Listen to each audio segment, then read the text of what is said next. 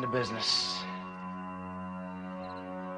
I got my wild cherry Diet Pepsi, and I got my blackjack gum here, and I got that feeling. Yeah, that familiar feeling that something rank is going down out there.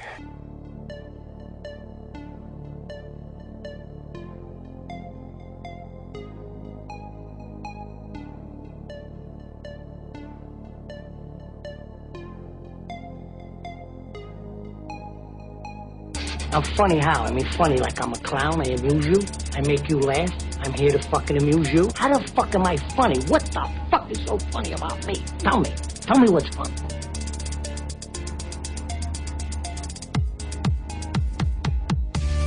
Oh, me, sir, goddammit! Brothers don't shake hands. Brothers gotta hug. Come out to the coast, we'll get together, have a few laughs. Oh, you! As far back as I can remember, I always wanted to be a gangster. You ever seen a grown man naked? I'm so wasted! Anybody move, I'll blow your fucking head off. And the medic gets out and says, oh my God. I'm your huckleberry. My advice to you is to start drinking heavily. Put that coffee down. Pauline, this calls for the old Billy Baroo. That's a huge bitch! The royal penis is clean, Your Highness. Hey, where are the white women at? Yippee-ki-yay, motherfucker.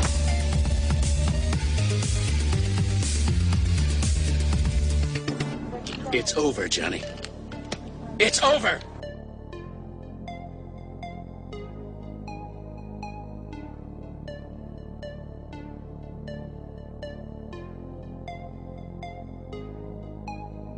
What is going on, bro? What's going on, man? Not much. For everyone who was just listening and is now confused, the record button was a little weird on the new Mixler, and anyway, we're back, and we're gonna start all over like nothing ever happened. How's that sound, everybody? So that's what we're doing right now. Nothing happened. You didn't hear anything. See, like if you're listening to this on a download, you don't even know it. No, you're not. You would only know there was an issue if you were listening live. Yeah. So don't even worry about it, everybody. Take it easy. Calm down. We're all fine. Everything's cool. Don't adjust for the people listening live. But anyway, we are going to talk CB4 tonight. We can go back over this. Again, I guess we can, do you want to just get right into the story again?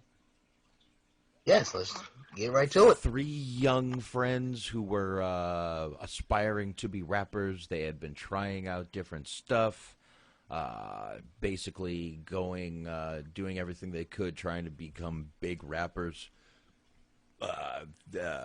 Finally, they decide one day to take a guy's name who was being put in prison. The guy's name is Gusto. He's a gangster in their neighborhood. He runs a club called Gusto's, obviously. Yes. And eventually this guy finds out, gets sick of it, and goes after the 3 young friends played by Chris Rock, Allan Payne, and Deezer D. So yes. Charlie Murphy's the one going after these guys. All this is being explained, narrated by Chris Rock, who is being interviewed by Chris Elliott. And like I already said, some of the best scenes in this movie are looking over Chris Elliott's shoulder to see what everyone's doing behind his shoulder. In the cars behind him. They're stuck in traffic, and the whole time he's just got a microphone and a camera there. So, you know, that's one of the best things in this movie. But just a straight comedy, obviously. You know, a couple really, basically, like I said before, we're going to talk mostly some of the really funny scenes in this movie. That's what I want to do. So, I don't know, man. I hate that we had to restart, but all right, where are we going from here? By the way, a little vodka for tonight. I got some, you know, a little bit of Bloody Mary for tonight. Nice selection. Yeah. I might do a shot here in a minute. Just a little shot of vodka, just to get the show. Oh. What? I guess before we get too deep into the movie, is there any correlation between any of the actors in this movie and NYPD Blue? Yes. Since you're taking shots, I figure we might as well start off right. All right, Deezer D, Charlie Murphy, Candy Alexander, Art Evans. Where was I? Richard Gant, and I believe that's about it. I believe that's all I see. Actually, Vanessa Lee Chester was in one. That's about all I can see that I remember. Ice-T was never in it. Flavor Flav's no, never in it. But we will mention that cameos by Ice-T, Halle Berry, Ice Cube, Flavor Flav, and Shaquille O'Neal, and Eazy-E, goddammit. Easy motherfucking E. Yes. Still can't believe he was in And, yeah. But I guess we should play one of my favorite clips. Yeah, we go back here. Gotta play the Halle Berry clip. Let me go back here. It's going to take me a minute now. The sarcasm was real. It was. I got to get back to it now. Because I completely... Like, I'm kind of curious. Do you think they just kind of, like, met up with her and just, we need you to do a scene for this movie, and that's how she really felt? Because, I mean, that didn't even look like acting. She seemed genuinely disinterested. I don't know. Ice-T's part in this movie is funny as hell, too. Because Ice-T's one of the coolest motherfuckers, I think, in the world, dude. He's just a smooth motherfucker. I met him. I like Ice-T, man. He's a bad motherfucker, if you ask me. All right, here we go. You ready? Yeah, I'm ready. All right. Make sure everybody can hear this on the other side. And you, can you hear this? If I had to choose one, I'm Gusto all the way. It's those gold teeth that... something. I don't know. Gusto. Is that it? Well, I saw Gusto. There you go. Then it goes right in Ice Cube. Did you heard that, Anthony? No, we froze up a little bit, but I know the part of the movie. But did you hear it at all? No. I heard like the first little clip of Gusto, and that was it. Oh, okay, so you did hear it a little bit. Okay, I just want to make sure everybody else heard that. Smart will tell me if he heard the clip. So, all right, that's fine. Not a problem. I just want to make sure because, like I said, it's a little weird with what I just did, so no big deal. But I do have the movie playing over here as usual. As usual. I do have it playing. Ah. What? No, I was saying you should raise your glass because apparently Smart has some Crown Royale Vanilla going right now. Oof. Not a fan of the whiskey, my man. Not a fan. Not a fan of... I'm not a heart... Yeah, I'm with you on that one. Yeah. I'm a Long Island man myself. Just never been a big fan of the whiskey. I don't know why. Well, I do know why. It all started on an 18th birthday. It all goes back to my 18th birthday. And, yeah, that's when it all goes back to. So, yeah. My friends lined up 5 shots of whiskey and put a beer, and then put 5 shots of tequila and a beer. And I don't remember doing the shots of tequila, but I do remember the fact that I can never taste whiskey or smell it. It just makes me fucking gag. Just fucking horrible. I hate it. So, anyway, I will do a shot of vodka. Shots for you. Wow, that's amazing. But I swear you have a story for every occasion. I've been through a lot of bullshit in my life. I'm telling you, man. If I had my, is that the title of your book? If I had my friends sitting there telling me stuff, I'd be able to actually write a book. Our book would sell, dude. We have done some crazy shit. Yeah, we're gonna do that's gonna be a fuck the movies. We're gonna do a show one day just dedicated to your life, the life and times of Boxman. It could be broken up into several parts, volumes 1 through whatever. Yeah, I think it would have to be, but yeah, that would be a lot of fun. Yeah, but I would need people beside just me. Random little tidbit or factoid about your life that you want to talk about. Yeah, I would definitely have to have someone beside me because I don't remember half the stuff we did. But when you start telling me, I'm like, oh, that's right. And then I remember it. So I just need to hear it. But, yeah, if I got all my friends together, we could probably remember a lot of our stories. Ah. Yeah, a lot of them have to do with drinking, fishing, kegs, weed, lots of fun. Lots of fun. Many a parties, many a fights, many a drunken nights at bars, being thrown out of bars. Good times. Good times. I'll say that. Good times, man. Good times. So you would say your younger days were nonstop Porkies. It was fun. It was definitely fun. It was fun, yeah. It was definitely a good fucking time. So, yeah. I would love to do that one day. But I guess back to this wonderful movie here. Yes. Let's see here. This movie, let's see if there's a box office on this movie. I don't think there was a big... Yep, I have that. Actually, it was. It was, let me see. Let me pull up the info. Got some notes here. I see. The film ranked #1 at the box office in its opening weekend with sales totaling, get this box, $6,116,000 across 1,205 theaters. At the end of its domestic run, it had grossed a total of $17,953,778. Chris Rock stated that the film's budget was $6 million. Wow. So this movie did really good. This, I mean, you know, was this before? I mean, this was obviously right after New Jack City, and obviously the funny part of this movie was Allan Payne was in this movie with him, and he was also in New Jack City with him too. But obviously that Ice-T was also in it, so there's another connection. Ice-T, another connection to that movie. So, but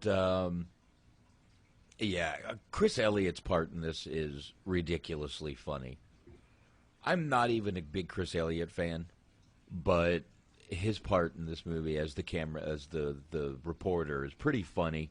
He's just this movie. I think this was Chris Rock's chance to show the stereotypical white guy and have fun with it, because every white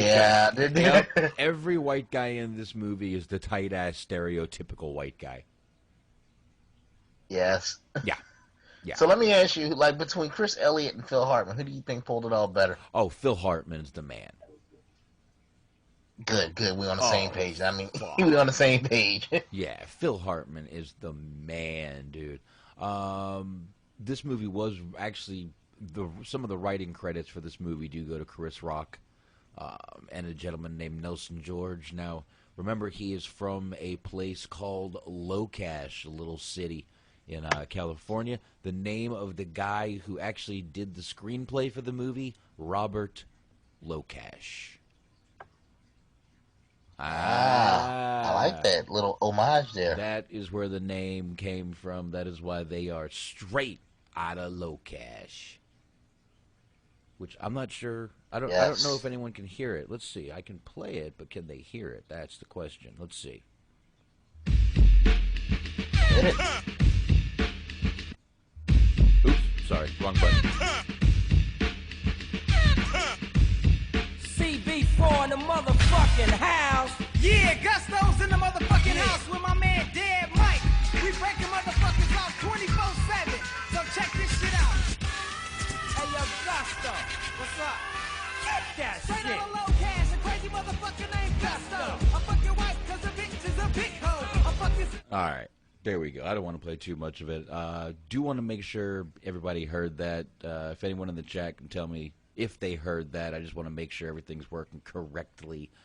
So hopefully everybody heard that. Otherwise, there's going to be a awkward silence there, and I need to know to cut that. So anyway, that's the one song right there. That's obviously a complete of awesome. Thank you, Smart.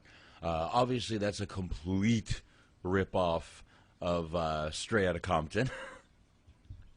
Yes. That, I mean, I don't give a fuck. I mean, and the funny thing is, you know, because I really don't listen to too much commercial music anymore. I've long since given up on over-the-air terrestrial radio, but it's funny to hear that song because obviously it was done as a goof, it was done as a gag back then. Mm-hmm.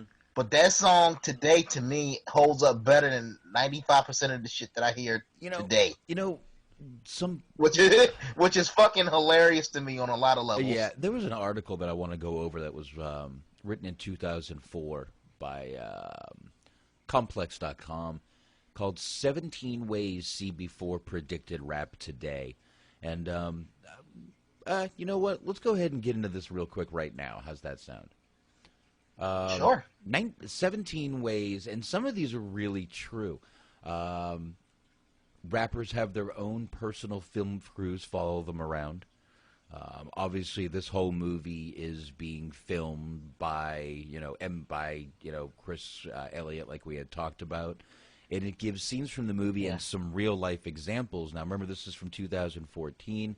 Real-life examples are from Cootie and Kanye to Spiff TV films and Dre films, and they also mention Rick Ross. So, all the things that are going on, people do have film crews going on with them now, and CB4 predicted it. Suspicious record sales celebrated by the music industry. Brings up the scene in the movie where Trust Us Jones, who basically in this movie I would say he's the Don King of the record industry. Remember, Box, what? If you can't trust me, you can't trust us. Yeah. He's their record producer, and there's a part where he's spraying a gold record with spray paint, and they obviously make fun of that. They say some real life examples are record companies buying records. So I guess record companies actually buy records to put people at number one. So hip hop groupies, which is kind of dumb. Yeah. Hip hop groupies aren't to be trusted. Movie. It talks about one of the scenes from the movies with Candy Alexander. Basically, Candy Alexander in this movie just plays. If you don't know who Candy Alexander is, watch CSI Miami. She was the medical examiner for a big chunk of that show. She is a very sexy woman too. Do you know who she is? Oh, I know damn well who Candy Alexander is. You don't got to break her down to me. Oh yeah, she's a very sexy woman. Brings up real life examples: Superhead and Cat Stacks. I'm not sure who either one of them bitches. Yes, and also, Box, even to take it back a couple years earlier, the great philosopher, I want to say it was Sir Mix-a-Lot, taught us not to touch a big butt and a smile. Yeah. So yeah, never trust a big butt and a smile. Never touch a group. Never trust. Yep. Another one: record companies completely overvaluing new artists. Real life examples: Krayshawn and Trinidad James. This was 2014, so remember. But it brings up a scene in the movie where Trust Us Jones guarantees he'll sign the guys. This was a scene in the movie where they had just been thrown out of Gusto's club. So, and they meet up Trust Us, and he's like, you guys can rap, but you need a gimmick, and I'll sign you. So it also says that artists stealing real criminals' names. Says some real-life examples are Rick Ross and 50 Cent. Yep. Another one, eventually real gangsters get fed up and come running for you. Obviously, the real Rick Ross gangster did go after Rick Ross a couple of times, the rapper. He's had death threats and everything in 2012. 2013, he had to cancel dates. He was shot at in Fort Lauderdale. NYPD Blue, NYPD offered him, NYPD Blue, NYPD offered him round-the-clock protection at one point. So, you know, another thing that came to reality. Hey, I'm Coco. And I'm Breezy. And we're co-founders of Eyewear Company, Coco and Breezy. What is that? Our dad comes from the South. And our mom is from like a very traditional Puerto Rican family. Puerto Rican women are very God damn it. It's me. And we definitely got that feisty side. But I don't know where. Yeah, I'm about to We moved say. to New York and we had Kelly Osbourne wearing our glasses. Nicki Minaj. Oh, Bobby is trying to call in. Has he called and I didn't see it? Oh, Bobby, I'm sorry. We had to go over to Google tonight. Yeah, we're going to have to skip calls tonight. You know what? Maybe we'll take a break and go back to Skype in a few minutes. You know what? We'll do that. Give us about 10, 15 minutes. We'll take a quick break and we can go back on Skype again. We'll do that if that's all right with everyone over there. Sorry about that, Bobby. Just give us about 10, 15 minutes. Amber Rose, there you go. That's another one that Smart is bringing up. And yes, Smart, Candy Alexander was on News Radio. Very, very good. Oh, shit. Damn, you're right. I forgot she was on there. She was sexy as fuck in that show. Joe Rogan was trying to bang her the whole show. On the show. Yeah. Another one that comes to real life. Probably behind the scenes, too. Probably. He should have been. Rappers make easy... I wouldn't blame him either way. No, I'm just saying. Not at all. Rappers making easy political points for the right wing brings up the politician telling through rap the influences have invaded our castles, and you know Bill O'Reilly has gone after all kinds of rappers for their lyrics too. So same thing's happening. Rappers get out of interviews by saying utter nonsense and just walking out. Basically, you know, when they bring up obviously Rick Ross did this in a noisy interview. I don't know. Yes. Rappers trying out different fads. Yeah, rappers trying out different fads in order to find their voice. It brings up the CB4 when he's talking about some of the different characters they had done. The bagheads, the Buddhist people. So, you know, and it brings up a real life example of Tyga. So let's see, rappers. Now I'm not looking at the list that you're looking at, Box, but no. I'm assuming that one of the points they're going to bring up is fabricated backgrounds. No, but they do bring up right here rappers sitting and counting money for no reason. It says just Google the words Gucci Mane money or 50 Cent money. Have fun. So being put in the Hannibal Lecter costume will always look cool. And that's true. They do wheel out MC Gusto, you know, Charlie Murphy on a kind of, you know, wheel him out in the straight jacket on a two-wheeler. So, you know, it brings up a few there, but that was one of the things. Rappers getting gold teeth. Gold teeth. And I don't even have to. Gold teeth was kind of like a thing in the 80s. Yeah, no, they kind of were. Rappers doing a lot of writing in prison, and it says here that Lil Boosie claims he has 1,018 songs that he wrote while in prison. Yeah, he's full of shit, but yeah. Yeah, rappers getting robbed at home. Obviously, brings up Soulja Boy's 2009 home invasion. I'm trying to get through this quick. Rappers get spiritual and don't want to rap no more. Obviously, Dead Mike in this movie became very spiritual. We will go over some of that in a little while here. Rappers dressing like women. That was hilarious. Yeah, rappers dressing like women in this movie. Chris Rock did dress up, basically trapping Charlie Murphy's character in this movie by dressing up as Candy Alexander. And it brings up a few rappers: Hartman, Lil Wayne's Jeggings, and Young Thug's Skirts. The hip hop the hip hop retirement home, and it says any programming from VH1, and that is the list. Damn. Yeah, the list ended with a little zinger there. So that was that, but yeah, but that did bring up some of the really funny parts in this movie, which again, some of the scenes in this goddamn movie are just absolutely crazy.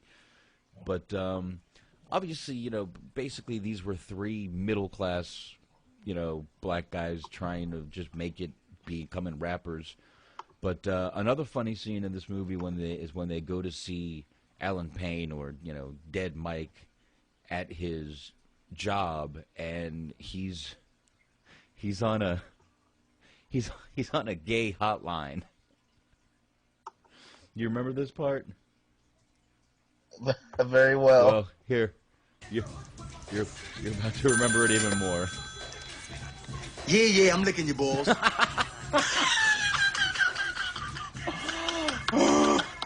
Best balls I ever had. You got King Kong balls.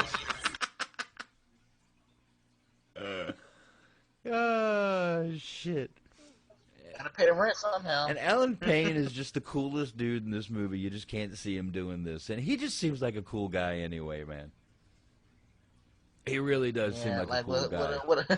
With a scene like that, you just kind of gotta go all in with it. Yeah, and they really must have just told him, can you be G-Money in this movie? Because it seems like he's really trying to basically push that character a little more, that he's G-Money. But,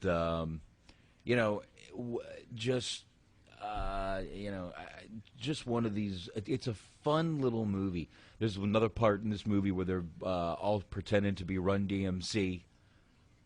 They even put on the glasses, and another great part in the movie. But let's see. Oh, yeah, the Kings of Rock. Yeah, I loved it. Yeah, exactly. But basically, I guess we can kind of, this is an important part. Chris Rock goes over after they get thrown out of the club, which we talked about, to apologize and try to get to be the opening act for Wacky D, who's some stupid rapper that's making money that no one can stand in this movie. But he goes into the club to try to kiss the real Gusto, played by Charlie Murphy, and kiss his ass. And there's a drug deal, and immediately when he walks in, the cops raid the place. But the cop says, he's cool, let him go, and immediately they think he set him up. So Chris Rock is already in danger. Right there, right then. Yes. So, yeah. Now, let me ask you something, because he's kind of made a career of playing the funny guy, but he's also been the badass. Where would you, on a scale of 1 to 10, where would you put Charlie Murphy? Because in this movie, he was obviously supposed to be a bad motherfucker. He plays a really good bad motherfucker, but the problem is he's got that voice that, I don't know, he just seems like he's always telling a joke, even when he's not. I don't know. I kind of... Oh, no, in other words, it's like he goes for the laugh too much, you think? Maybe he does, but, he's a genuinely funny guy. He's Eddie Murphy's brother, so... let's stop pulling any punches here. He's obviously got funniness in the family, but I don't know, man. He gets a lot of small parts, and they're usually the funny badass, like this kind of part. Yeah. So, but I guess he just plays it well. But and another funny part in this movie is Chris Rock does reference Nino Brown. I believe it's right here, actually.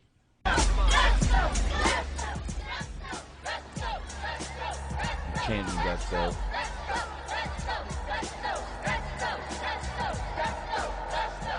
I'm gonna get you, punk.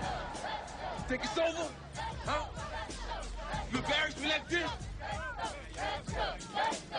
Now, Gusto was no Nino Brown. Yeah. but he was large and low cash. And when I heard those people... So obviously another tie-in to the New Jack City movie.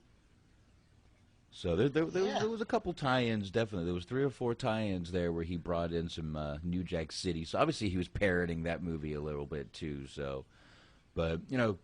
Yeah, no, I don't even think that. I just think he was proud because, people have to understand. I mean, Chris Rock, this is around the time when he was starting to generate buzz. You know, he was on Saturday Night Live for like 3 years.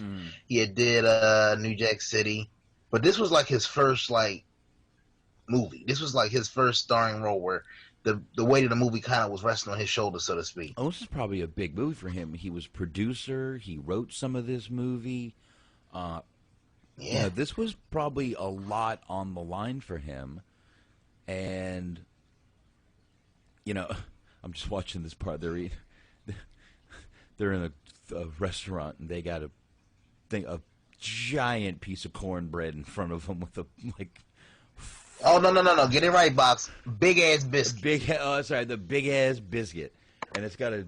Yes, big-ass biscuit. Hunk of butter that could kill probably the normal human being.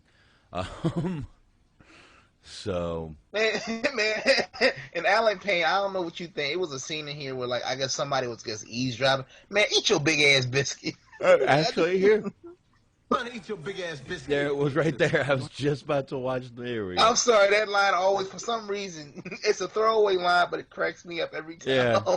Here, hold on. Nigga, so you already becoming a gangster. No, cousin, I can't let you go out like that. I'm not having it. Well, I say we vote on it, and I vote yes. I vote no 3 times. Well, you only get 1 vote. Otis, how you feel? Otis, cousin, you and I both know it's suicide, man. Otis, what about Sissy? Think about Sissy. I know Hold you on want 1 to minute. get It's in almost there. Sissy. Let me pause for a second here. I just don't want to, you know, the old YouTube police. Yeah, fuck YouTube, fuck Skype, fuck all you PC motherfuckers. Right. But anyway, here we go, right here. I think people got the gist of what we was going for. Listen, excuse me, man. Yeah. But do you work in radio? No, nigga. Wait a minute, wait. What about at an answering service? No, nigga, turn around and eat your big ass biscuit. Hey, listen, it don't have to be about all that. It's just that your speaking voice, you know, it's so familiar. Obviously, we know where he's from. Okay. Obviously, we know where he'd been calling. 976 gays. Please don't try to call that number. Please. Anthony, you there? Anthony is not there. Anyway, all right. I'm not sure where Anthony went. Hopefully he'll be back in just a second. But, you know, basically these guys go, they even, you know, go outside the prison and get clothes from the guys that are waiting out there. So, you know, they're really trying to get their image going. Chris Rock even gets a crazy Jerry curl, and that was the funny part of Eazy-E being in there telling, you know, Chris Rock to cut his Jerry curl. But, you know, they're trying to get their image going the whole time. Another great scene in the movie, though, is just them sitting in the barber shop, and, you know, Allan Payne won't take it. But they do finally get signed. And when they do get signed, that's where the movie starts turning funny because, you know, obviously a big part of this movie is Chris Rock, MC Gusto, trying to hide who he really is. You know, his real identity as Albert. So, you know, let me, I think I hear Anthony back now. Anthony? Yeah, I don't know what happened. Sorry about that. No, I covered. I can cover, man. I covered you, man. I could cover you when you go in. Yeah, man, but yeah, I was just talking about how they computers. I was basically just talking about how they even, you know, were going through a lot of lengths for Chris Rock to cover up his real identity as Albert. Yes. In this movie, and he was. He got found out real quick though by a reporter. So. Yes, and the funny thing is, though, for somebody that was, you know, when he put the wig on, he pulled off a pretty convincing thug guy. At least when he was rapping. He actually does. He could definitely be a good thug in a movie. He just ends up playing that that Chris Rock role that everybody wants to see him in. I got to tell you, man, I think people should be using a lot more comedians as psychos in movies. Comedians are And I gotta say dark. this, you know, like, the only thing that hurts Chris Rock is he's just so damn skinny. But when Chris Rock when he gets pissed off, he actually is a convincing badass. But the problem is, you can't take somebody serious that skinny. No, unfortunately. You can't. I'm sorry. You can't take Pookie. You can't take Pookie seriously when he get pissed off. No. And by the way, we haven't. You can't. He's just so damn scared. Yeah, you can't be scared of him. It's just not easy to do. But we haven't even made fun of the rap names these guys took. We've mentioned Chris Rock's and Allan Payne's, but Deezer D was Stab Master Arson.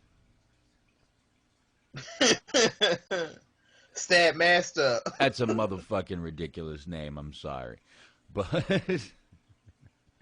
goddamn, that's a ridiculous fucking name. But yeah, they all took on these really crazy names, and but the whole time through the movie, you could also see that Allan Payne, Dead Mike, was kind of not wanting to do it. Even from the beginning, he didn't want to do this, but they started making money, and that's all it took. Yeah. This is funny. I think his two friends, they knew from the jump that probably was a bad idea, but he kind of played on their delusions of grandeur. Like, what about the money and the women? I ain't gonna lie. Yeah. The women would have probably swayed me. Yeah.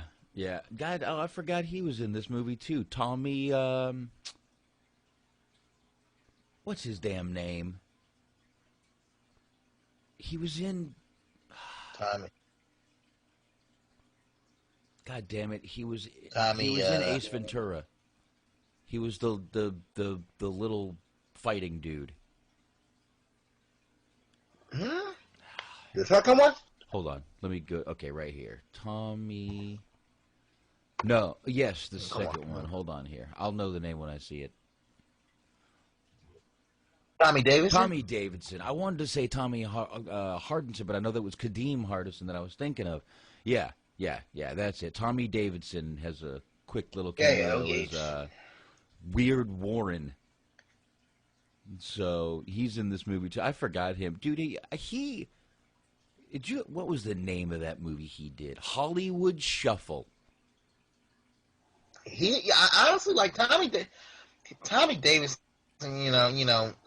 He's an unsung hero. Like, anybody that was watching, I would say late 80s, early 90s, he was in a lot of fucking shit. Well, he was one of the In Living Color, Strictly right. Business.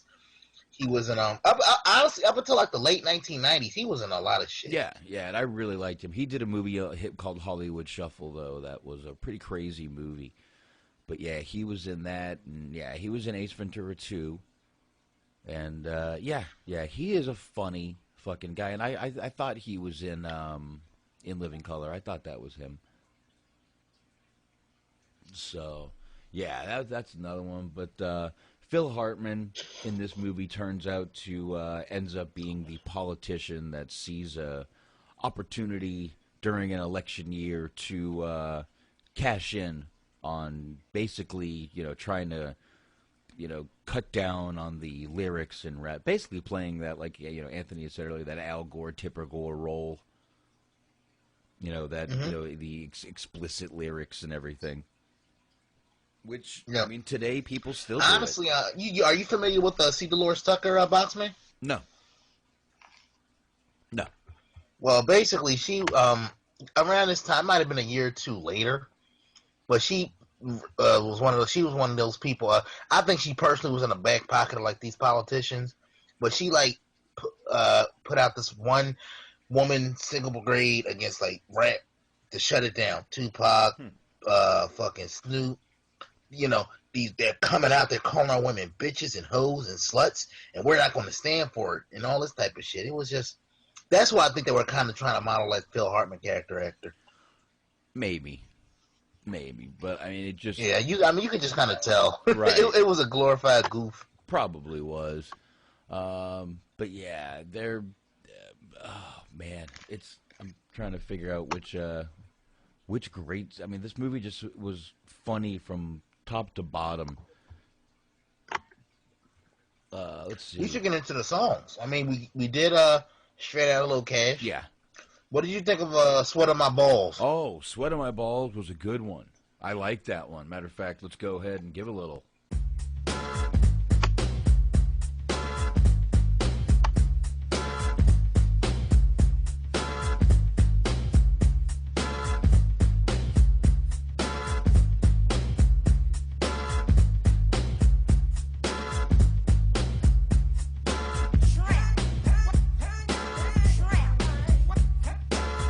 Damn, enough with the fucking intro. Jesus.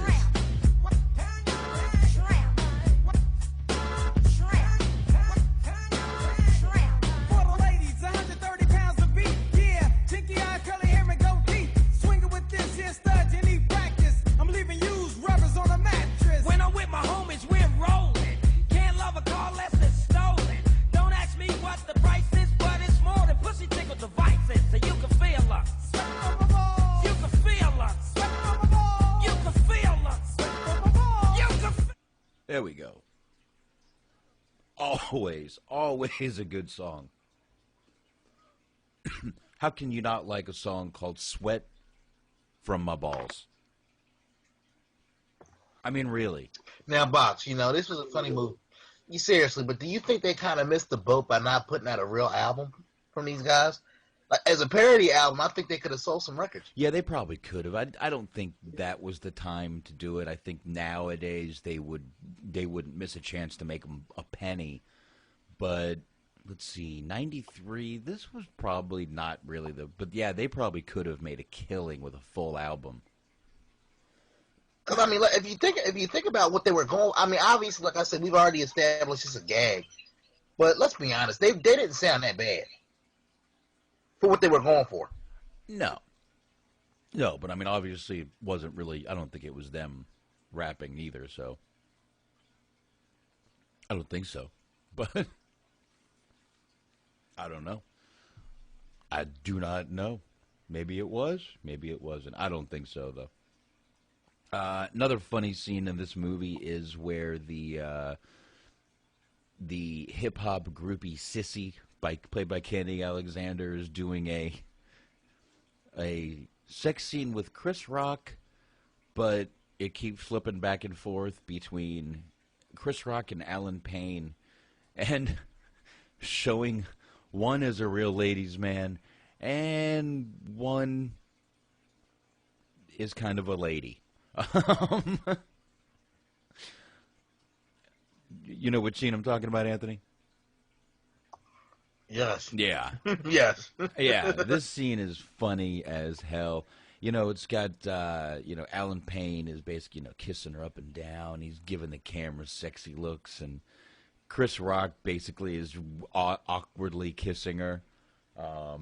Candy Alexander is rubbing Allan Payne's chest real sexy, and in one scene, then it flips over to Chris Rock, and literally, she'll touch him, and he'll twitch and laugh being tickled. And then there's the titty scene, where Chris Rock starts drooling over the titty. Just water coming out of his mouth. And, yes. Rumor has it that was actually a real scene. It wasn't much acting required. They just put the camera on. That's about all they would have to do. I don't think that was her. They never showed her face. But there's even one part in this scene where they're on the outside of the hotel, and Chris Rock turns into a rag doll while Candy Alexander is like Amazon fucking him against the wall. Eventually, they do go, and this is basically a NWA part where they were told if they do "Sweat on My Balls," they're going to go to jail. And the first song they do is "Sweat on My Balls." So, that's basically a little NWA ripoff of, the "Fuck the Police" song. Yeah. Because I actually think it was a story back in the day that they actually got arrested at a concert. Mm-hmm. Yeah, they did. For like obscenity charges. Like they basically said they got a warning before they went on stage. If you sing "fuck the police," if you sing, excuse me, XYZ, you'll get arrested. And the cops, sure enough, rushed the stage and arrested them. It was a full-fledged riot. And they absolutely 100% did the song. It was basically the same damn way. So, you know, it was very fucking weird, though. Now, Gusto breaks out of prison, like we had said before, in order to get these guys, and actually makes Chris Rock commit a robbery, takes his mask off and everything.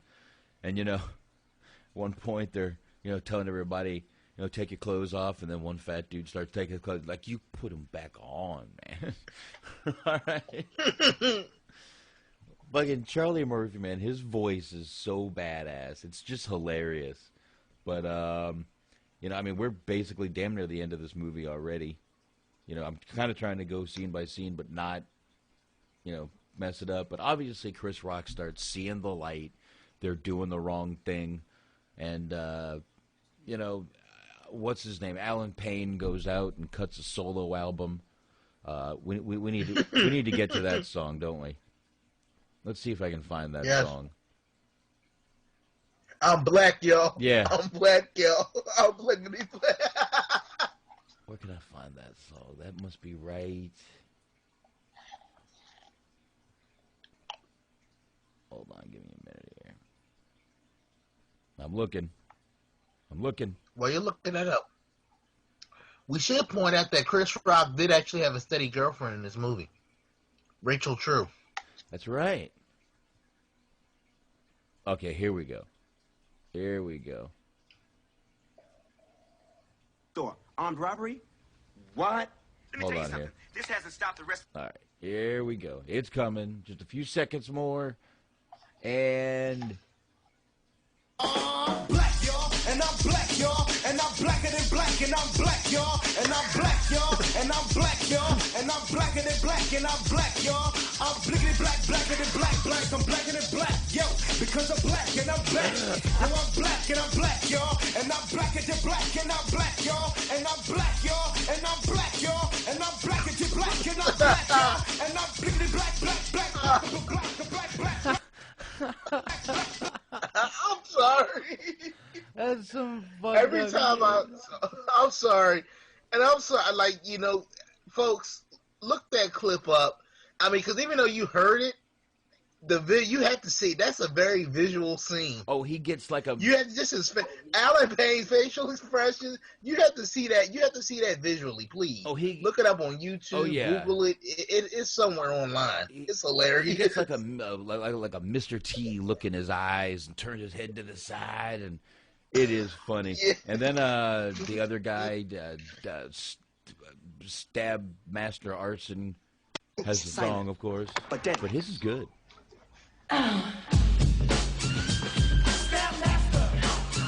He's just got a bunch of big booty bitches shaking their ass. I like this. You know it, G.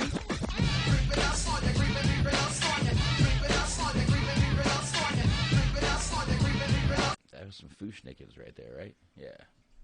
Yeah. Oh, and we get the Pookie scene being recreated right here. Crack pipe, facial expressions, everything. Everything we get, the Pookie recreation of the scene. Thank you, Chris Rock. Yes. Thank you for being you, Chris Rock. Yes. Yeah. And man, I don't know, man. I guess like the sidetrack for a minute, but we do it all the time anyway, so I'm sure people won't mind. Obviously, New Jack City was a serious movie. It wasn't played for laughs. Mm-hmm. But obviously, when people think of New Jack City, that's probably one of the most iconic scenes from the movie. It be calling me, man. It be calling me. And when he has like the nervous breakdown, Mm-hmm. like when he kind of relapses. Yeah, Do you think they were? I mean, did you think like when they made that scene, did you think at the time they thought it would kind of like take on a life of its own? Because obviously it became more of a comedy than it was supposed to be. If you really stop and think about it. I don't. It wasn't meant to be funny, but it came across that way. Yeah. You think that's what they were going for, or they just it just happened along the way. I think it just happened. I think Chris Rock was just so good in that part that it just sort of took the movie over. They just didn't have a choice. But, yeah, I mean, the movie is not funny at all. There's a couple of funny parts, but, no, it's not meant to be funny. It's a pretty sad story. A lot of people get killed in that movie, so, yeah, not very funny. Yeah. I ain't gonna lie. It did break my heart to see Chris Rock, took out the way he did. That was... Oh, yeah. Yeah, Chris Rock got taken out in that movie. And, I don't know. I mean, basically they end up setting up Gusto at the end, and we already talked about the end scene. Chris Rock dresses up to get him, and that's pretty much it. So why don't we do this? You want to go ahead and take a break? Real quick? Yeah, then we'll switch over to Skype and see if we can get a couple calls in. Quick 5-minute break. We'll jump back on Skype. Thank everyone for being patient there. So, yeah, give us a couple minutes here. Let me close the mics down here, and we will be back in just a couple of minutes.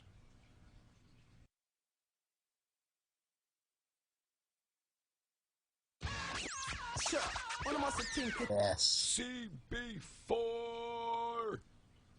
That's right. Talking more CB4, and once again. Oh, there we go. There's Bobby calling in. Once again, 469-206-4466. So, there we go. Bobby, we got you this time, right? Yes, sir. Nice. Bobby, what's going on, man? I'm chilling, enjoying tonight's topic. Yes. As long as I remember to hit record, right? Yeah. It's much smaller on the new Mixler. So... Yeah, I'll have to remember to keep the secondary going at all times from now on. So, anyway, I know you didn't call in to talk about Mixler problems, Bobby. What's up, man? What you got for us? Well, just a little bit. I wish I could have called in earlier because my short-term memory is horrible. So I already forgot the points that I wanted to make. But the one thing is. That was not Chris Rock and Allan Payne performing their own vocals. That was actually some guys that I'm not sure if you guys ever heard of. There's a West Coast MC named High C. Mm-hmm. He used to be with DJ Quick and those guys from Compton. Okay, I remember DJ Quick actually. Okay, yeah. So if you ever listen to DJ Quick's first album, or maybe even his second one, you'll hear High C on there. Mm-hmm. And he actually also appeared in a battle scene on Malibu's Most Wanted. If you've ever seen that movie with yeah. Yeah, that was High C who battled B-Rad in that movie. And the guy who performed the vocals for Dead Mike was Daddy-O from an old school group called Stetsasonic. Well, yeah, that definitely wasn't Allan Payne's voice. I mean... Right. Yeah, you couldn't... Yeah. No way that was Allan Payne's voice. I will say High C did a hell of a Chris Rock impression. Because if you really listen to it, it sounds like Chris Rock rapping. Yeah, that one's pretty good. Funny thing is, though, that's exactly how High C sounds anyway. I'm thinking that's why he was chosen for that part, because that's his actual voice. Wow. If High C's still around, he can make a hell of a killing as a Chris Rock impersonator. Then need to keep that act going. Oh God. Yeah, he is still around. He actually still does some work. I don't know the last thing he did, but I know that I hear his voice every so often on certain things, and his voice is so distinct. You know that it's him. That high voice. Huh. Yeah. So, Bobby, what did you think of CB4? Legacy-wise, is it something you still watch from every now and then? I just rewatched it actually probably a few months ago, and to be honest, when it came out, I thought it was stupid, like really, really stupid, and I still think it's stupid, but it's funny as hell. It's extremely entertaining, especially since with the background that I have, the world that I came from is. I'm from a music background, doing exactly what they were doing, basically. Mm-hmm. So it was very, very entertaining. It wasn't meant to be a serious movie base. It was meant to be a stupid, funny movie, a parody. I mean, it even says in the beginning it's a rapumentary. I mean, come on. Yeah. Even the word rapumentary is fucking ridiculous. You know? Now, Bobby, I'm actually glad we have you on the line because I got a couple questions for you. Coming from your background in music, now obviously this was a comedy and everything was done for a gag, but how accurate was some of the behind the scenes deal? How accurate was CB4 in terms of like some of the things that happen in the music industry? On certain levels, you know, like I didn't get to a huge level, so I want to make that clear. Like I'm not calling here trying to act like I was some type of star or anything like that. I never made it to that level, but on a smaller level, on the scale that they were working on, you know, going to the club and all of that, it's like that. You know, a lot of the like you come around a big fish in a small pond and they'll think that they're lobsters, and that's how they'll act, you know. So a lot of that was accurate. As far as rappers who are starting out trying to figure out their gimmick and just going through all kinds of different gimmicks, that definitely happens. I've seen that happen. There's some famous groups who did that. Onyx, you guys know Onyx. Oh, yeah. Oh, yes, very well. Yeah, Onyx did that before Sticky Fingers was actually part of the group. The other guys, they did more of like, I don't even really know how to describe it, sort of jazzy, more upbeat, you know. Happy rap, as Mac would call it. Happy rap. Basically happy rap, yeah. And then Sticky Fingers came around and he said, no, this is not where the money is. And he gave them that hardcore, grimy image that they're known for. And it took off very good for them. Yeah, they were definitely convincing. Yeah, Judgment Night. Hell yeah. Right. Yeah, and then Fredro Starr ruined it when he started fucking playing on Moesha. He destroyed it all. I mean, look. I like Brandy as much as anybody, but to go from Onyx to fucking Moesha's love interest, he killed the gimmick. He killed the gimmick dead. He killed the gimmick, but it was about the money. He went where the money was. You know? Mm-hmm. Hey man, well, it's like Stone Cold Steve Austin said, you got to pay them gimmicks to keep coming in the mail called bills. Damn it! What bills? What bills? All right. Mailman keeps bringing them. Got to keep paying them. Dumb motherfucker just won't leave me alone. He keeps bringing the goddamn bills. Hey, I'm not gonna shit on Fredro Starr too much because I did like Sunset Park. I don't know if you ever saw that, Bops or Bobby. I haven't. I haven't seen that one. You have to see that movie. I'm familiar with it. Yeah, Bops, I think you might like it. Rhea Perlman. This is actually kind of similar to the role that Chris Elliott plays, except fucking Rhea Perlman actually doesn't act as white as fucking Chris Elliott did. But she's basically like the fish out of water. She's teaching a basketball team that don't think they could go anywhere, blah, blah, blah, from the hood. They don't, think they could be nothing. She believes in them. She helps them win the championship, that type of deal. This sounds a lot like the female version of a movie called Hoosiers. Basically. Okay. I'm like, this story sounds familiar. It also, I think, was a movie called Teen Wolf, too, I believe. Another movie, Blue Chips. Blue Chips. Remember that one? Yeah, Shaquille O'Neal was in that. Nick Nolte. Jesus, Larry Bird had a cameo in that movie. Larry fucking Bird. I gotta say, before that ill-fated mugshot, Nick Nolte was a hell of an actor in his day. He really was. I still like Nick Nolte, man. Oh yeah. Fuck the mugshot, dude. I mean, I'm not even holding that against him. It was just fucking gnarly. He was drunk. The cops give zero fucks when they pull you. When you get that mugshot, boy, they don't give a fuck what you look like. Yeah, and if you've been fighting with the cops and shit, they don't give a fuck. They want you looking as bad as you can, especially when you're, I guarantee, when you're a big-time actor, they just want you looking horrible. Yeah. They don't want these fucking glamour shot mug shots coming out of these fucking people. You saw what happened when that one dude got a fucking his glamour mugshot. That one dude with the fucking green eyes. And then he smiled, and people were like, oh, "What happened?" Okay. Anyway, one more shot for everybody. One more shot. One more shot. I'm trying to think. Now, Bobby. I mean, you said you never made. I think you're being humble with us right now. I'm sure you made it to a very respectable level in your industry, so I'm going to give you that much respect. The groupies, the rat scene, so to speak. How was it? And how is it in the music industry in comparison to how it was portrayed in CB4?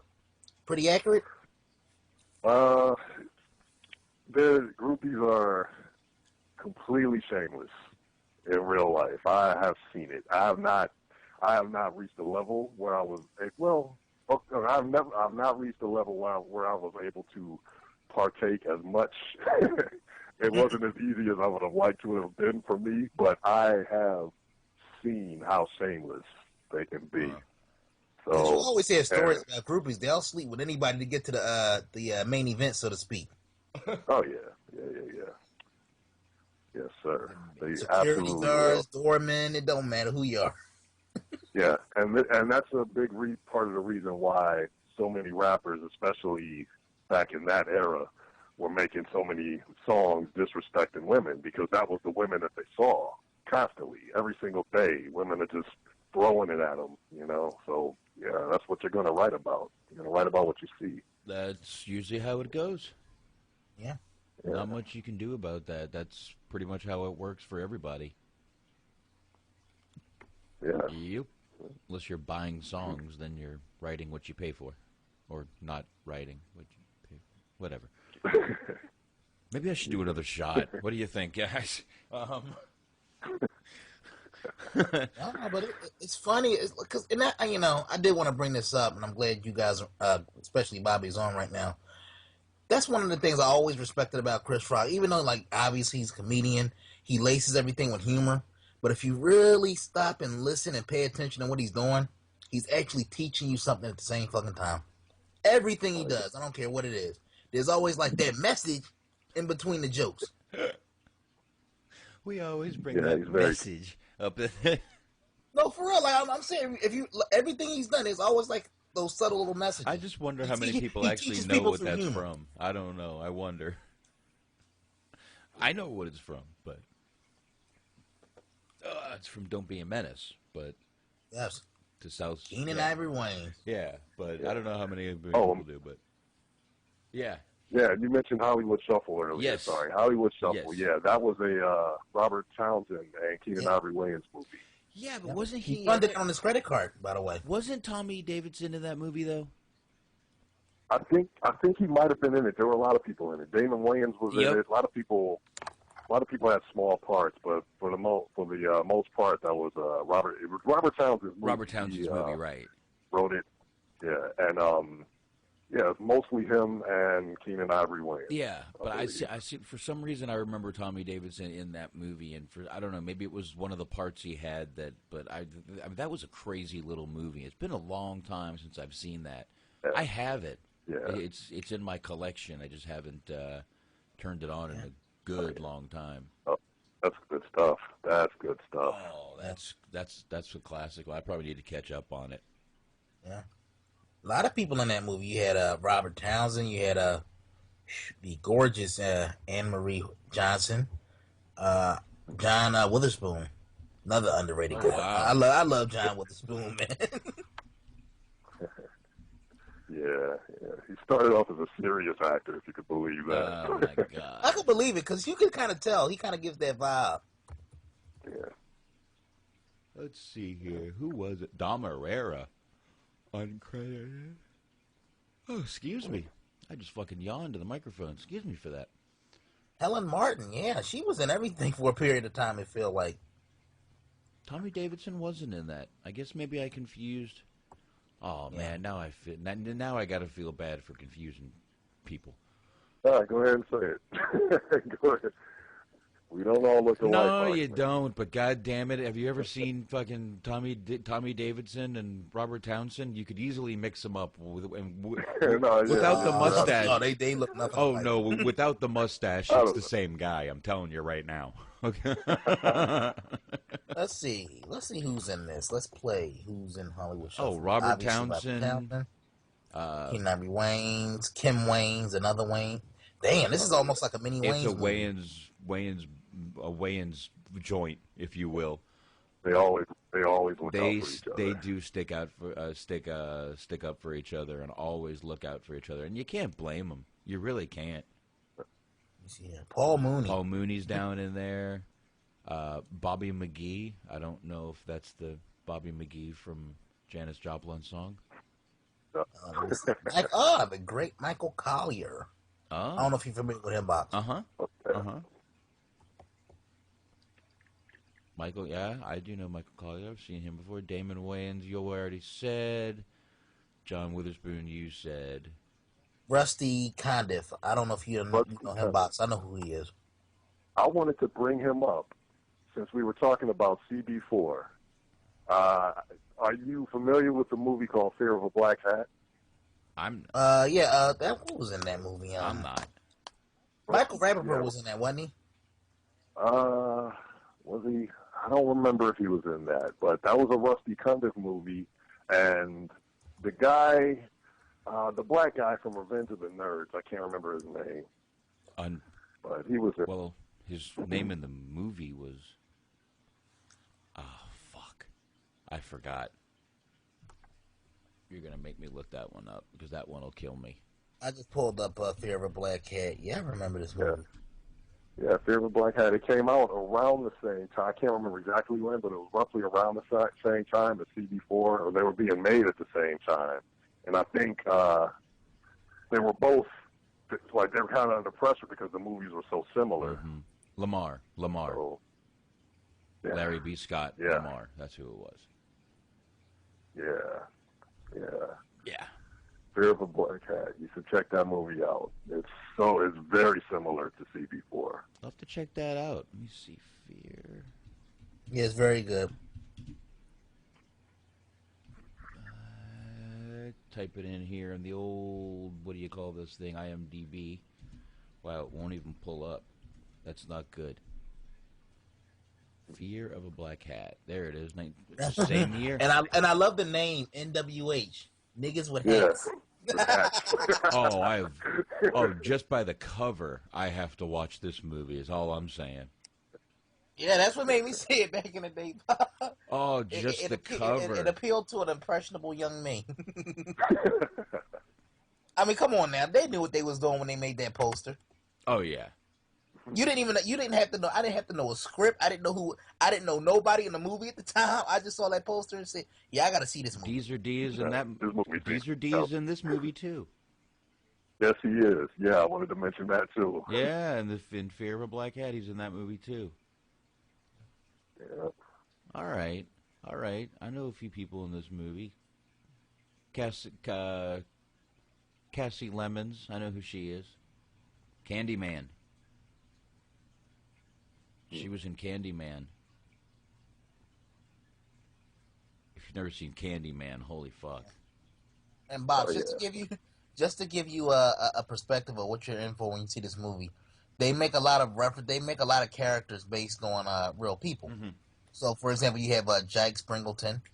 He's like a hodgepodge of John Singleton and Spike Lee. Right. Yeah. You have MC Slammer. You can kind of guess who he's a parody of. Mm-hmm. Vanilla Ice. Right. Yep. You have Parsley, Sage, Rosemary, and Thyme. Right. Salt and pepper. Yeah. Vanilla Sherbet. Vanilla Sherbet. I'm sorry. Vanilla Sherbet. Yeah, y'all making me want to look this up again. Oh God! You funny. have the Jam Boys, Fat Boys. I'm looking at it right here. Tasty Cake, Ice Cold. Basically, obviously, anybody that came up in like late '80s, early '90s. Yeah. A lot of people had ice in their name, so they make fun of the fact that everybody's an ice tray, an ice box, ice coffee, iceberg. Yeah, I see that. That's fucked up, man. Yeah, there's some pretty fucking crazy names in this movie. I'll check it out. Another one I'll add to my list. Fear of a Black Hat. I'll leave that page up there. Let me see. I'll get that songs. Booty Juice. Yeah. How can you not listen to how can you not want to watch a movie that has songs as timeless as Booty Juice? Come and pet the pussy. Pet the pussy. Booty Juice. Fuck the security guards. Booty Juice. That's a song. Yeah. Oh, you're gonna make me YouTube that motherfucker. Booty Juice. Come and pet the pussy. Hold Fuck on. the security guards. Oh, please hold on. A Gangster's Life Ain't Fun. Gorillas in the Mist. Grab Your Stuff. Honestly, I think this is a remix to Donald Trump's little campaign slogan. Booty Juice. That's from Fear of a Black Hat? Granny said kick your ass. Ice Froggy Frog. I'm Just a Human. Kill Whitey. My Peanuts. Okay, Fear of a Black Hat, Booty Juice. Oh, I got a 37-second clip here. What should we? Yeah, I think we should do that one. Let's see if there's an ad. Give me a second here. You might actually have to do this movie at some point. No ad. So let me unmute and play.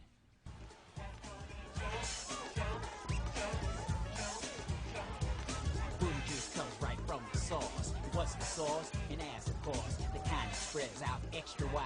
The kind that's nice when you come inside. Expression ain't all asteroid, but I always rise when I tap the thighs. Cause I like them big, I like them greasy, I like them round, and I like them easy. I like it when the girl step on the floor, shaking them booties just like a hoe. I like it when it shakes in the pants so loose, but I love it when it's dripping. That booty juice, that booty juice. Oh, yeah. Oh, I gotta watch that. Yes, you have to. Yeah, that's my kind of movie. They have a song called My Peanuts. Yeah. Yep. And if you really want to laugh, they actually have some albums. Are you curious about what some of these names are? Why, of course I am. Puss Y. Of course I'm curious as to what they could be. Straight Out of the Butt, which was a parody of Straight Outta Compton. Obviously. Kill Whitey. Oh. Garden Hose. Ho Ho Ho's, a Christmas album. Oh. Gorillas in the Mist, which is a parody of the Lynch Mob's Gorillas in the Mist. You probably wouldn't know about that, Box. I've heard it before, though. Don't worry. Fear of a Black Hat, which was a parody of Public Enemy's Fear of a Black Planet. And the Black and the Black and the Hat comes back. Nice. See, now Public Enemy, I actually saw Public Enemy in concert. Nice. They opened for U2 on their Zooropa tour. So I saw them. Public Enemy always, I like them. They're another one that had damn good words in their songs that you could actually listen to. Yes. Yeah, Chuck D always had a message, and they put on a hell of a performance on stage. KRS-One was another one that had words. I actually heard KRS-One do a lecture at Florida Atlantic University. Good shit. Oh, man, that's something I've never done. Guy's smart guy, man. Real smart guy. Very intelligent. It was real nice to sit there and listen to him. I don't remember much of what he said. It was a long time ago, but goddamn, it was nice to listen to him. Oh, yeah. Yeah. That speaks volumes to like the impression. You don't have to remember the words, but the fact that you remember actually sitting down, hearing them, and it stuck with you. Yeah, I mean, and he was sitting there like one of the regular people, just meeting people afterwards, saying hi, shaking hands, and signing autographs, like no big deal. You know, any question he was answering, it was just, I don't know, he was just another guy that was just there to talk to people. It was really nice. It was cool. It was cool. I still don't know how I ended up at the college, but man, I don't know. I was. So let me get, like, were you college age at the time, Box? Maybe. Oh, wow. When was this? Because you could have been taking classes, or hey, baby, I'm into this stuff too. I'm a sociology major. Dude, I was in college classes. I was in a class in high school called Dropout Prevention. I had what I like to call DGF. It was dropout prevention. I had. So did I they just had. give up on your graduating class? Yeah, I had don't give a fuck disease. Of course. I just didn't. I never gave it, dude. That's hilarious. Dropout prevention. Pretty much how I am now, like, is how I was in school. I mean, I would drink half the day. I would go to my car, smoke, go back to class. I would take acid, go to class, chew mushrooms, go to class. I mean, it has to be. I mean, I don't know. Maybe you don't remember, but there has to be a story. You just dropping some acid and just flipping out in class. It has to be one of those stories out there. I was. How can you drop acid and not have a moment? Because that's why I could do that. I could handle it. Dude, I literally could take acid and, like, go see my friends at the bar, who none of them were tripping, and just drink all night and not tell them till the next day. I could just handle it. I can have my own little fun in my own head, and no one needs to know. No one needs to know. As long as I'm feeling good, you don't need to know. Plus, if I say anything, you're going to think I'm a crazy person anyway. That's hilarious. So, I don't know. I mean, there were plenty of times where I've said things that were a little off, crazy, but, you know, I do that completely sober. So, yeah. People never really know. They never know. I've always had them shook up. You know, people never really know sometimes if I'm joking or if I'm not, so sometimes I get a laugh when I'm being serious. That's also a problem I have. Yeah. I've been mad at people and they start laughing and I'm like, no, motherfucker, I'm really pissed. You gotta. At that point, that's when you gotta break at that Bruce Lee. Start flexing. I hate hitting people. It hurts. Nobody wins a fight, my son. Nobody. Both people get hurt. I'm sorry. Well, yeah, no. if your ass winds up on the ground, I would say you got hurt in the fight. I would say you're the loser. The man that walks away is the winner. Yes, but both of your souls has been impacted and hurt. That is my meaning. I never like to fight, especially now that I got kids and shit. I would hate to have to explain to my kids, Daddy got into a fist fight. My 8-year-old would be like, whoa, what happened? Did anyone get video? But you know, I'm the same way since I had kids. Yeah, it's just, you know, I'll say this, and you know, I guess, you know, you'll understand, you know, Bobby, being a dad, your priorities definitely change. Your personality changes when you got kids. It should. If it doesn't, then maybe you're doing it wrong. Yeah. If it doesn't change it, you're doing it wrong. Yeah, there's, you know? You might have some blackness in your heart that you might want to have checked out if you don't. But yeah, I mean, there's definitely. I mean, you just don't want to. You don't want to look like a wimp in front of your kids, but you also don't want to look like you're losing your temper in front of your kids. It's a very hard line to toe. Right. But my kids have seen me lose my shit on the road. I accidentally, this was just yesterday, some lady cut me off, and I saw it was a lady, and I just, not even thinking, my 3-year-old's in the back seat, and I said, you fucking cunt. And what do I hear out of the back seat? Fucking cunt. And I'm like, oh, shit. Oh, no, what did I just do? And I'm like, Dylan, you can never, ever, ever, ever, ever, ever, ever say that again.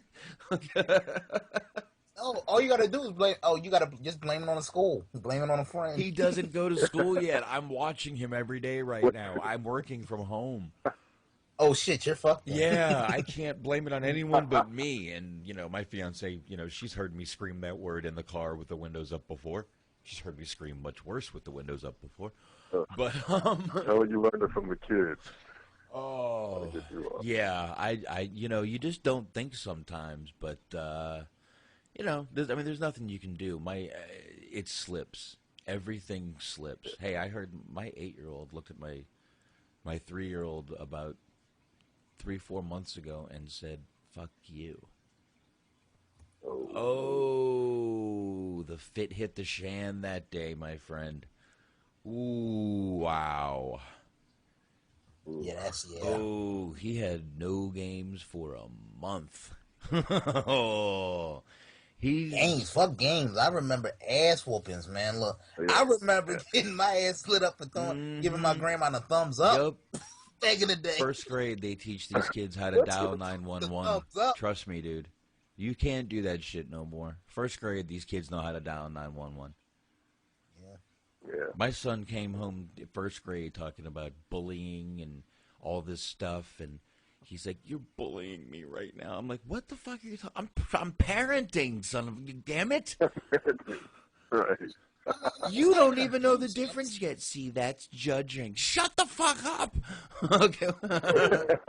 That's just mean. You're damn right it is. I mean, all jokes aside, that's what some of these kids need, man. And look, you know, I exaggerate, I joke. You know, yeah, everybody got popped as a kid growing up, and you know what? It kept you in line. That's what kids need. I know, and I don't. You know, sometimes you need a good pop on the ass. Yeah. You got to build a healthy level of fear, you know? Well, Because if they don't respect you, they're not going to respect people on the outside, and that's where shit can get serious. Well, yeah.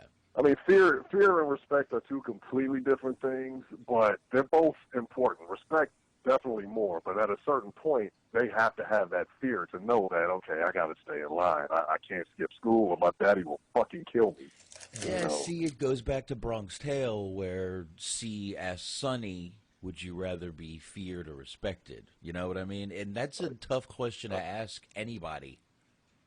And a parent especially, because you got to be both. And you can't be your parents' friend. I mean, you can't be your kid's friend. I know that much. You can be, but there has to be a time when you split that and you be a parent. Look, there's times to do everything. Yeah, the line has to be clear. Yeah. There's times for being the, the friend. God damn it, we sound like a fucking Golden Girls. Thank you for being a friend. Hey, that show was just shit. I don't care what nobody say. Fuck you up, y'all. There's definitely times you need to be that kid's friend, but there's also times you need to be that kid's dad, and unfortunately, you're not always going to know that which one to be, but hopefully they let you know, but of course they don't do that either, so basically you're just fucked either way, to be honest with you. Yeah. You just got to hope and pray that they don't hate you when they're teenagers, I think. So I'm not a parent, so I want to defer to the two fathers here. Good. I mean, what do you do in a situation where, I guess, like, you get a call from school, Johnny's acting up, Cecilia, she's acting up or whatever. You need to be a parent, and then it's like when you go and try to discipline your kids, you can't do this, and how do you handle those situations? Like, they want you to parent, but they don't want you to parent. First of all, I almost never take the school's advice, because usually it's usually too nice. Talk to the kids and it's usually too nice. You need give to them a timeout. I mean, it all depends. Look, I know my son is ADHD, so I do give him some leeway here and there. So it's tough for me, but a lot of times everything. This is another thing. It goes back to everything is a situation. Everything is different. Everything has circumstances why this happened, that happened, this happened. So, the only thing you can do is try to find it all out and then try to do something. But I don't know, man. When you don't understand what teachers have called us for. I can imagine. He was let's see. He didn't nap. He's a fucking kid. What do you expect? Okay. Was he the only one not napping? Oh, no, not at all. But he didn't nap, and he woke up another kid. Okay, what else? Nothing. I just really think you need to talk to him about this. Okay. Okay. That's fine. I'll do that. And, you know, that's the one time you do take their advice. And usually I'll just look at him and go, hey, Logan, quit waking up other kids at nap time.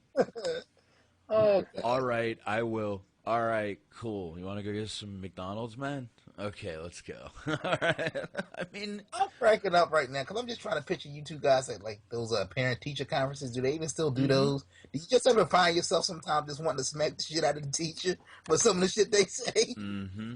Actually, but you can't because your kid is sitting right there and you got to set an example. Yeah, well, I've been lucky. My kids had some very willing to work with him teachers. Again, he's ADHD, and it was late in first grade when we got him on medication. So there was a couple of years of toughness there, but he's great now. I mean, he's doing good, but I don't know how Bobby handles situations. I mean, he could be complete. Every parent's going to handle shit different, dude. Yeah. So it's tough for me because my kid's mom and I, we kind of, like, we get along for the most part, but there are a lot of things that we're off on. Like, I guess she grew up being afraid of her father, so me disciplining my kids was a little tough because, you know, me being a big guy anyway, I raise my voice. She gets scared. She takes the kids out of the house because I'm yelling at them like she's protecting them from me. This was more so when they were little. You know, they're all teenagers now, but if you don't discipline your kids at an early age, it gets out of control. Yeah. You know, so. Yeah. But then you don't want to go too far. It's really tough, man. I have no idea what the hell I'm doing. No. I'm learning. No, and any parent that says they know what they're doing is a fucking liar. Right. I don't care if you Right. got 15 kids. You don't know what the fuck you're doing. It's impossible. Yeah. It's a fucking guessing game. Every little thing is different. They could do the same fucking thing the next day, but they did it for a different reason. Different reason. Oh. Yeah. And their brains are still developing, so they're changing. They're becoming a different person daily. Yeah, you know? And I mean, my 8-year-old, I would say 7 out of 10 answers are, I don't know. And you know what? He doesn't. He doesn't know. He doesn't understand why he did this and why he did that, which is why we try to get him to try to, you know, okay, so what happened before this, that, try to figure out why he did it and try to explain to him why, but he has no clue why he did it half the time. It's tough to listen to that answer and accept it, but damn it, he's right. He doesn't know sometimes, and sometimes you have to accept it, but fuck this parenting shit, dude. It's fun as hell, and it's tough at the same time. So seems like it goes in cycles. Like, you know, when they're coming up, I would say from about the age of maybe 1 to 12, 1 to 13. Your child, you know, you're your child's hero, and they look up to you. They want to be around you all the time. Then they go through that, you know, I would say that 5-6 year period where fuck you. They don't want to be bothered. They got their friends. They got their own life going. Yeah, I'm not there and yet. Then around like the mid-20s is when they start to come back around. Well, Bobby might know that one more. He's got some older kids. Mine's 8 and 3, so I haven't got to the I hate you stage yet. Oh, yeah. Yeah, I'm dealing with teenagers. My daughter hates. My daughter would love it if I would just die right this second. Oh, they didn't. You know, the kids say that kind of stuff, but they don't mean it. Yeah. Well, right now that's where. No, you did trust me. And I know that it'll change. I'm sure he feels like she means it, but you know, I don't know. I know what I was like at that age, so. And you got girls, Bob, so I can only imagine. No, yeah, Bobby's got girls. Bobby's got girls. Yeah. Bobby at the door waiting for Bobby's him. got a whole different set of troubles, and they're called dudes. They're everywhere. I could see Bobby as that scene in Bad Boys. When what's his name? When Martin answers the door, and then when Will Smith comes up all drunk acting and shit. That's a fucking good scene. That's funny as shit. I don't know if you knew which Bad Boys I was talking about. Bad Boys 2. Oh, I'm actually glad you brought that up, Box. You are? Okay. We missed no. It made me think of something. While we're still live, we missed a couple episodes, but I definitely wanted to send a rest in peace shout out to Tommy Ford, Mickle Ford, because we didn't get a chance to really mention that on the show. Yeah, and that I mean, 2016. It's been a fucked up year. I don't know if you watched Martin back in the day, man, but that was a blow for me personally, man. That was shit. I'm still crying over that. It was 2 weeks after we did Harlem Night. Yeah, we did Harlem Night, so it was like, holy fuck, we were just talking about this guy being underrated and blah blah blah, and then damn it, look what happens. But and he literally just went in. I think he went in for like knee surgery, and it got fucked up somehow. He got an aneurysm. I didn't even want to read, dude. But from bad to good. A show we just did a couple of weeks ago, David Chappelle, next week hosting Saturday Night Live for the first time. Yes. That could be interesting. I will have to record Saturday Night Live for the first time in a long time, just to see David Chappelle. Okay, over under. Will he get the Martin Lawrence treatment where he does one appearance and then he's banned for life? No. No. Nah, you won't be banned. No. I think he might have learned a little bit on what they want and how they want shit in the TV industry. I don't know. It's probably changed a lot though, but who knows, man? Oh yeah. Who knows? But and that goes to shit. That was the '90s, and the '90s was pretty much the Wild Wild West. But even by '90s standards, that little tirade Martin went on about women's hygiene was too much for NBC. Yeah. It was funny, but it was just like, where the fuck did it come from? Because it was just random. Yeah, it's pretty bad when a show like Saturday Night Live will fucking ban you. Yeah, and this was like 93, 94. Oh, yeah. And just imagine the shit that was out around that time period. And they said, man, this is a little bit too much. Yeah, this was pre-Tittygate. A decade before Tittygate. So, I don't know, man. What do you think? Anything more about CB4, or do you think we should get out of here before we get into a whole parenting show? And we'll have to change the name of the show to CB4 Parenting. Hey, that might actually work. It might. You never know. That could be a spinoff for you and Bobby. Oh. I don't know, man. I don't know if I'd want to hear some of Bobby's stories about girls. Yeah, it can get pretty dark. And No, that'd be good advice. Like, Bobby, what would you recommend in these situations? I got a couple girls, and they right now at the infant stage, so I don't got nothing to worry about. But 15 years down the line. Man, I don't. I'm like dreading my kids turning into teenagers, but I know it's gonna happen. So all I can do is wait and hope I get to see it. So it's not always bad. No, it may not be. I tell you what, my son is going to be a heartbreaker very soon. He already has girls running towards him and doesn't realize why. They are wait until he figures it out. I mean, literally, like, he'll walk into school and I'll see girls run up and hug him, and I'm just like, I saw you get a hug this morning. He's like, yeah, I think she might like me a little bit. And I'm like, yeah, do you know what that means? And he's like, yeah, she wants to be my friend. And I'm like, you know what you need to do, Box? Honestly, even though he's still a kid, you don't want to go too deep. Just tell him to keep that like laid back attitude, and it'll never do him wrong. Yeah. Tell him to like keep that attitude of being just like, I don't know, man. Take it or leave it. I'll see. We'll see. Yeah, tell him the old don't care attitude. Hey, it works. Hey, I'm sorry, it works. It works like a charm. What I'm gonna do is when he gets old enough, I'm gonna go. I'm gonna get Fast Times at Ridgemont High, and I'm gonna play him the 5-point plan by Damone. Just act like wherever you are, that's the place to be. Isn't this great? I'm gonna have him do the whole 5-point plan. That's it. That's what I'm gonna do. So, all right. Well, shit. I guess on that note, Bobby, thanks for calling. And thank you for having me. Hell, let's get the fuck out of here. Anthony, you got anything else? No, I think we covered all our bases. Good show. I think we did. Once we finally got the audio working, of course, it's THT. We're known for the audio problems. We will see you next week. Next week, I believe, is the only week we don't have planned. We have planned all the last 2 weeks of Thanksgiving and all of December pretty much planned out. So we'll be letting you guys know that. Keep in touch with us on the Facebook. Just look up THT Movie Review on Facebook. We'll pop right up.